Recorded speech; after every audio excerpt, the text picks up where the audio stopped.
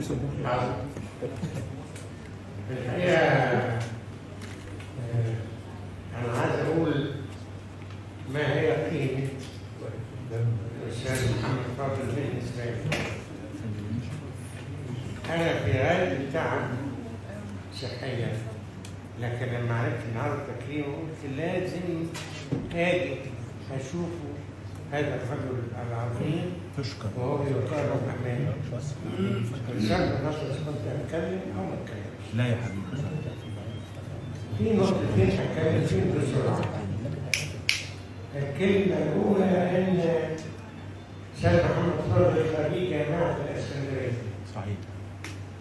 وأنا خريج هندسة القاهرة.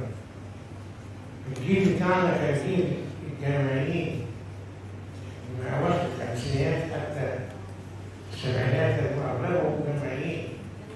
طلع منها أساتذة كبار على رأسهم الأستاذ محمد فاضل اللي أبنى وحده بدقة شديدة جدا مباني الإسكندرية والقاهرة. وده طبعا محسوب له إن هو كان من ضمن العمل الأساسية في خريج الجامعات مع محمود عبد العزيز مع محمود عبد الأستاذ فاضل والأستاذ هؤلاء جميعا حقيقة. النقطة الثانية دي حسيت نعرفها أو مش معروفة كتير، الوطنية الشديدة عند الأستاذ محمد فاضل. احنا بعد 67 الجيل بتاعنا كان جواه ألم شديد وأنا تبعه لغاية دلوقتي كل ما افتكر سنة اللهم صل على النبي 67 ولا 67 أيوه.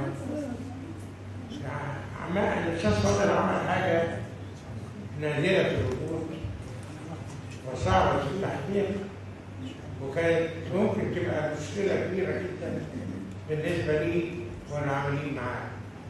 حاجة اسمها مسرح القهوة. مسرح القهوة ده 70 سنة 70 أيوه. الفريق بتاعه كان وفي فهمي والست عزيزة راشد والأستاذ سيد عبد الكريم وأنا ونصر الناصر.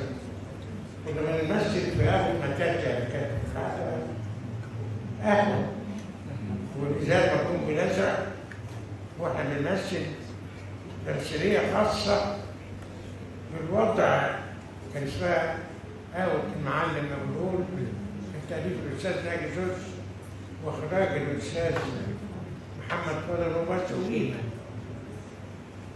كنا بنمثل جوه القهوة دي ببلاش وهو بيخرج ببلاش، يعني حاجة لمدة ساعة بنقدم شيء وطني بنقول فيه يا اخوانا فوق يا اخوانا لا يا اخوانا ما يصحش.